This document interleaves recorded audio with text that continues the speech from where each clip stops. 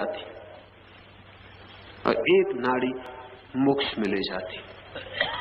वे जो 100 नाड़ियां हैं 100 रास्ते हैं, और उन 100 नाड़ियों पर विभिन्न नाड़ियों पर विभिन्न योनियों की यात्रा हो जाती। कौन व्यक्ति किस नाड़ी के द्वार से जीवन के बाहर जा रहा है, इस शरीर के बाहर जा रहा है, उससे ही तय हो जाता है कि वो किस योनि में प्रवेश करेगा। सिर्फ एक अयोनि नाड़ी है जिससे फिर संसार में कोई प्रवेश नहीं होता, जीवन ऊर्ध्व गमन को उपलब्ध हो जाता है। उस एक नाड़ी का नाम सुषुम्ना है। और कैसे ऊर्जा जीवन की उस नाड़ी में प्रवेश करे, यही पूरे योग का सार है। कैसे जीवन ऊर्जा ऊपर उठे और उस एक नाड़ी में प्रविष्ट कर जाए जहां से संसार से संबंध छूट जाता है। साधारणतः हमारी ऊर्जा काम केंद्र पर इकट्ठी है, सेक्स सेंटर पर इकट्ठी है। प्रकृति को वही जरूरत है। प्रकृति को आपकी बहुत चिंता नहीं है, आपकी सतत धारा न टूट जाए इसकी ज्यादा चिंता है। आप मिटे या बने ये बड़ा सवाल नहीं है, लेकिन आपका बच्चा, बच्चों के बच्चे होते रहे। प्रकृति संतति में उत्सुक है, व्यक्तियों में नहीं। धारा चलती रहे, इसलिए काम का इतना प्रभाव है कि आप लाख उपाय करते हैं तो भी काम वासना पकड़ लेती, क्योंकि प्रकृति इतना बल देती है उस केंद्र पर कि आप बिल्कुल अवश्य हो जाते हैं। काम आपको पकड़ लेता है, वासना आपको घेर लेती है। आपकी सारी ऊर्जा काम केंद्र पर इकट्ठी है और उस ऊर्जा का एक ही बहाव है, वो है काम वासना में। यही ऊर्जा ऊपर की तरफ लानी है, इसे ही ऊपर उठाना है। ये दो छोर है, मस्तिष्क जिसे हम सहस्त्रार कहते हैं और काम केंद्र जिसे हम मूलाधार कहते हैं। ये दो छोर है। मूलाधार में ऊर्जा इकट्ठी है और वहां से उसे सहस्त्रार तक लाना है, और बीच की जिस नाड़ी से यात्रा होगी वो सुषुम्ना है, जिससे ऊर्जा ऊपर और ऊपर और ऊपर उठेगी। ये बिल्कुल ही वैज्ञानिक घटना है, ऊर्जा का ऊपर उठना। और इस ऊर्जा के ऊपर उठते ही व्यक्ति के व्यक्तित्व में रूपांतरण होने शुरू हो जाते हैं। जिस जगह ऊर्जा होती है वैसा ही व्यक्तित्व बदल जाता है। इसे हम ऐसा समझें, एक छोटा बच्चा है, अभी उसे काम वासना का कुछ भी पता नहीं है। काम वासना उसमें छिपी है, लेकिन अभी काम का केंद्र सक्रिय नहीं हुआ। जैसे ही वो प्रौढ़ होगा काम की दृष्टि से, काम का केंद्र सक्रिय होगा तो उसका सारा मन, सारा व्यक्तित्व, सारा आचरण काम वासना से भर जाएगा। सोचते, उठते, बैठते, स्वप्न देखते, काम वासना उसे घेर लेगी। सब तरफ एक ही रस रह जाएगा। क्या हुआ ये सारे व्यक्तित्व में इतना रूपांतरण अचानक? इसलिए 14 वर्ष से लेकर 18 वर्ष के बीच बच्चे बड़ी बेचैनी और तकलीफ में पड़ जाते। उनकी खुद की भी समझ में नहीं आता कि क्या हो रहा है। ये उम्र 14 से 18 के बीच की बड़ी बेचैनी की उम्र है। न वे किसी को कह सकते, न कोई उन्हें कुछ बताता, और उनके भीतर इतने रूपांतरण हो रहे हैं और उनका सारा चित्त काम वासना से इस बुरी तरह गिर गया है कि कुछ और उन्हें सूझता भी नहीं, कुछ और सूझ भी नहीं सकता।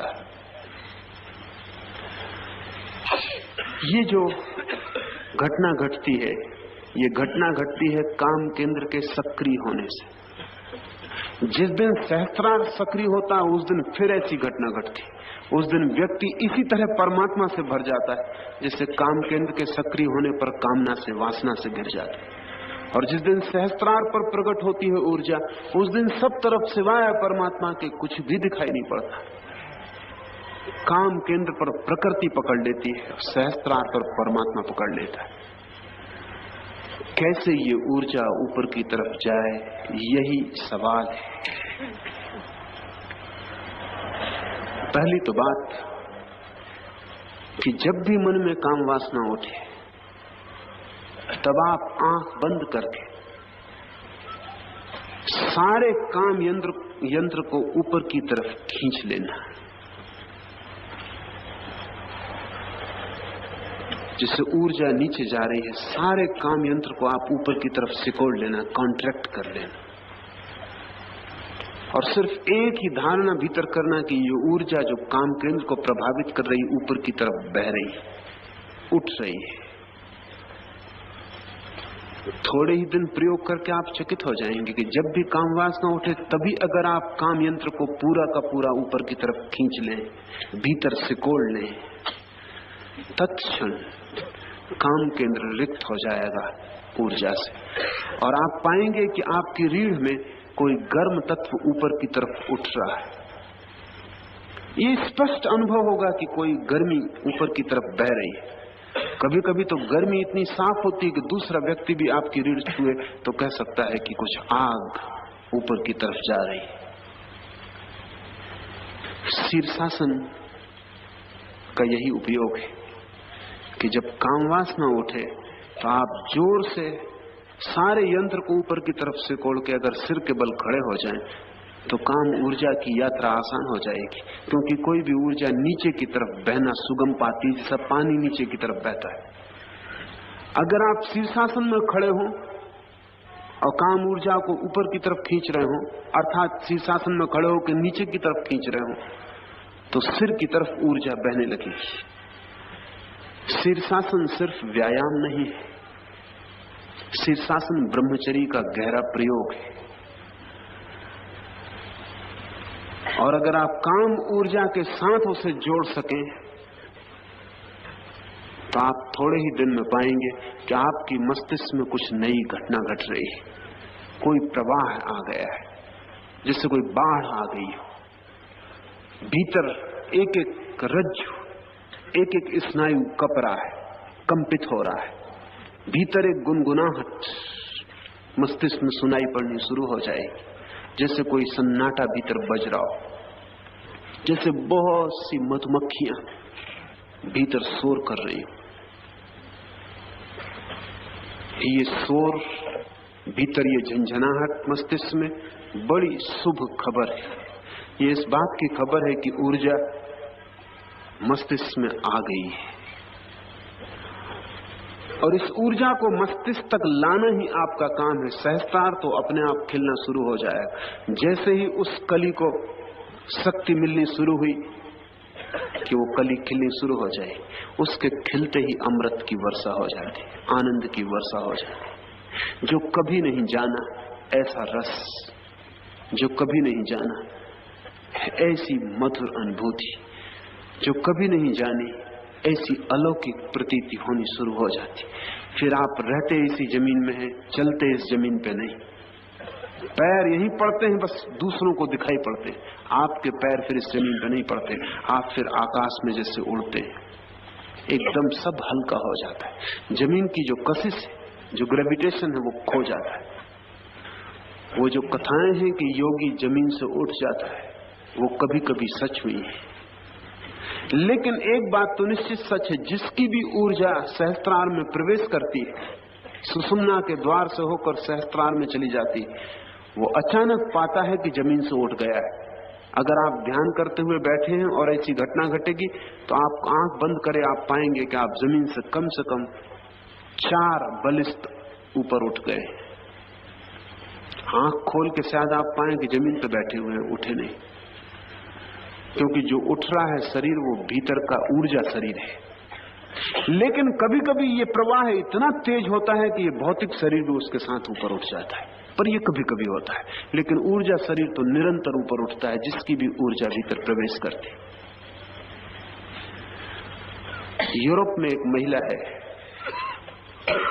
जो 4 फीट ऊंचा उठ जाती है, सिर्फ शांत बैठ के।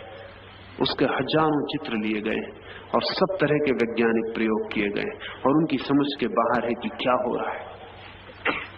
क्योंकि जमीन के ऊपर उठना बड़ी अद्भुत बात है, क्योंकि जमीन खींच रही है पूरी ताकत से। ग्रेविटेशन का नियम उसको तोड़ना है ये। और जब उस महिला को पूछा गया कि वो करती क्या, तो उसने कहा मैं कुछ करती नहीं, बस मैं एकदम शांत और शांत और शांत होती चली जाती। जैसे ही एक शांति का क्षण आता है जब कुछ भी विचार भीतर नहीं रह जाते, अचानक मैं पाती हूँ ऊपर उठ गई, वो 4 फीट ऊपर चली जाती। सैकड़ों लोग जमीन पर सैकड़ों बार ऊपर उठे, लेकिन इस शरीर के ऊपर उठने का कोई बड़ा मूल्य नहीं है, वो एक तमाशा है। पर भीतर का शरीर ऊपर उठ जाए उसका बड़ा मूल्य है, क्योंकि उसके ऊपर उठते ही जमीन के जो जो आप पर प्रभाव थे वो नष्ट हो जाते। जमीन के प्रभाव गहरे, जैसा मैंने आपसे कहा, आपका सारा शरीर हार्मोन, रसायन, तत्वों से बना हुआ है। जमीन से ही सारे तत्व आपको मिले, जमीन आपको प्रतिपल नीचे खींच रही है। जमीन सिर्फ चीजों को ही नीचे नहीं खींच रही है, आपके व्यक्तित्व को, आपके मन को भी नीचे खींच रही है। जिस दिन आपकी ऊर्जा भीतर उठ जाती है, आप एक गुब्बारे की तरह हो जाते, आप इतने हल्के हो जाते कि जमीन आपको खींच नहीं सकती। ग्रेविटेशन जैसे एक नियम है, ऐसा ही योग में एक नियम है लेविटेशन। गुरुत्वाकर्षण नीचे खींचता है, एक और आकाशीय आकर्षण है जो ऊपर खींचता है। लेकिन आपके भीतर की घटना पर निर्भर करता है कि आप ऊपर से प्रभावित होंगे कि नीचे से। अगर आपकी ऊर्जा नीचे के केंद्र पर है तो नीचे से प्रभावित होंगे, आपकी ऊर्जा ऊपर के केंद्र पर है तो ऊपर से प्रभावित होंगे। जब भी काम वासना जगे तब आंख बंद करके काम यंत्र को ऊपर से कोड़ लेना और धारणा करना कि शक्ति ऊपर की तरफ जा रही। तत्क्षण काम केंद्र शिथिल हो जाएगा और रीढ़ में कोई चीज सरकती हुई, जैसे बहुत चींटियां ऊपर की तरफ जा रही हो, या कोई उत्तप्त चीज ऊपर की तरफ बह रही हो, कोई लावा पिघल के ऊपर की तरफ बह रहा हो, वैसा प्रतीत होगा। जैसे ये प्रतीत हो, खुश होना, आनंदित होना, इसे अहोभाव से स्वीकार करना और इसे ऊपर खींचने के जितने भी प्रयोग कर सके करना। अगर शीर्षासन न बन सके तो भी आदमी इतना कर सकता है कि किसी स्लोप पर, ढाल पर लेट जाए, सिर नीचे की तरफ करके, या पलंग ऐसा बना ले कि नीचे के दोनों पैर ऊंचे हों, सिर की तरफ के पैर नीचे हों, और पलंग पर लेट जाए और सिर्फ भाव करे कि ऊर्जा ऊपर आ रही।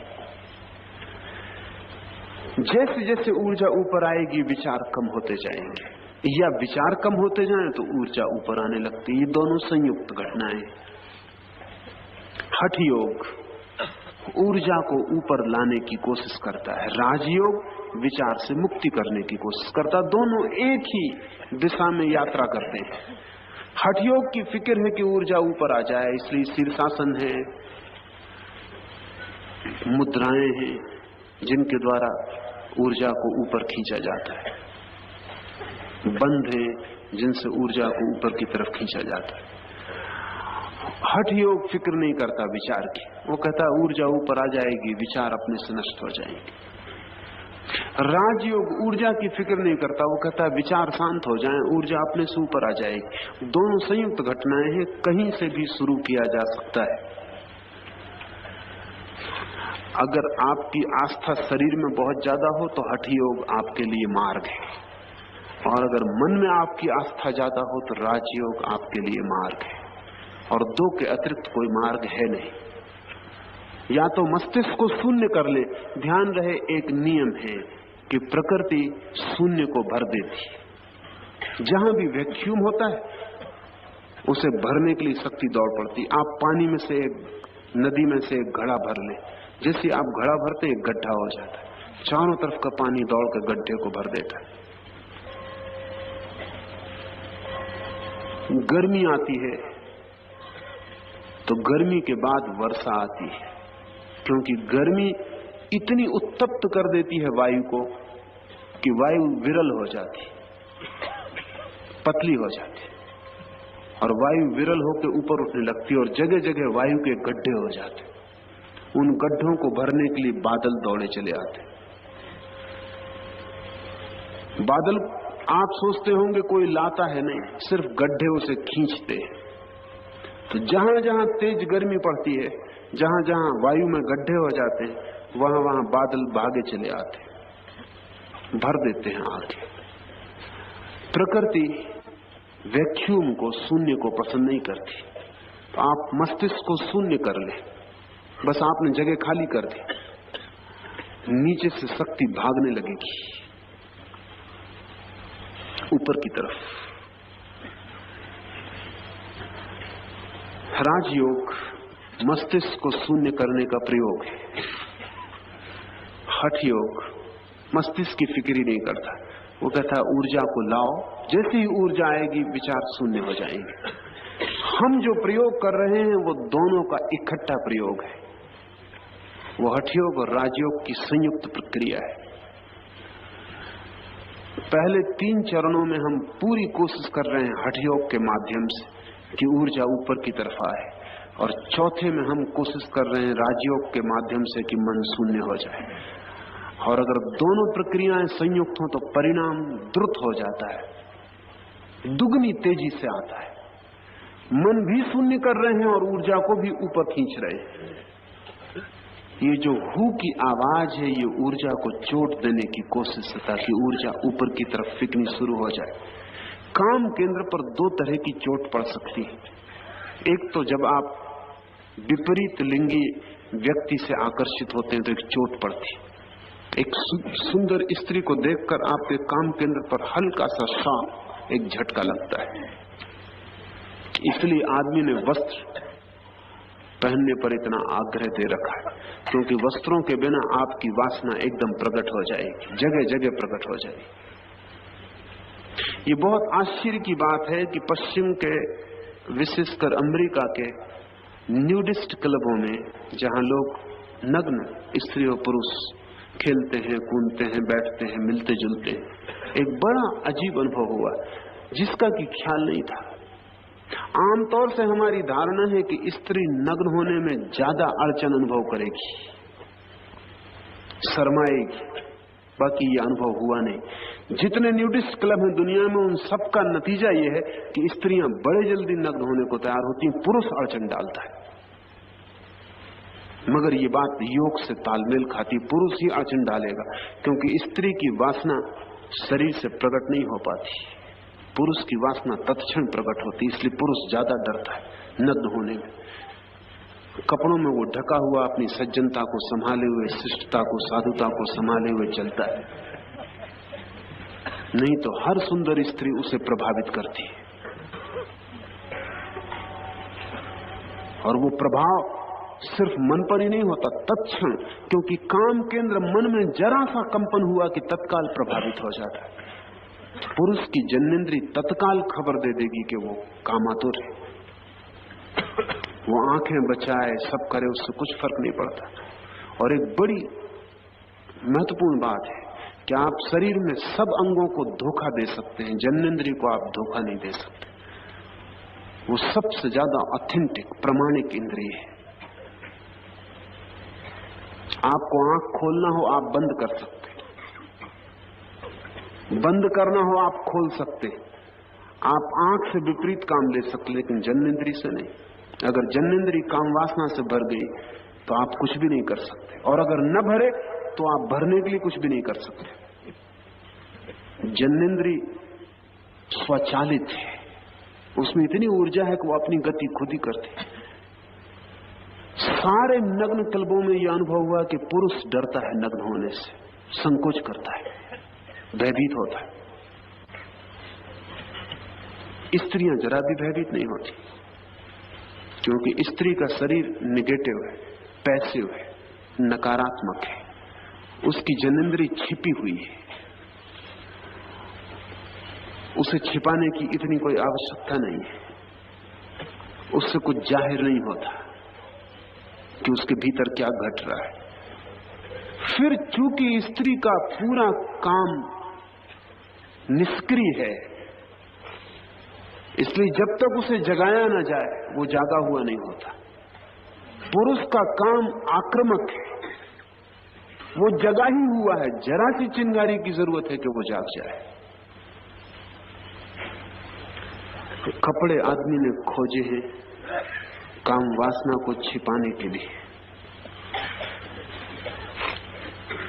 ढांकने के लिए।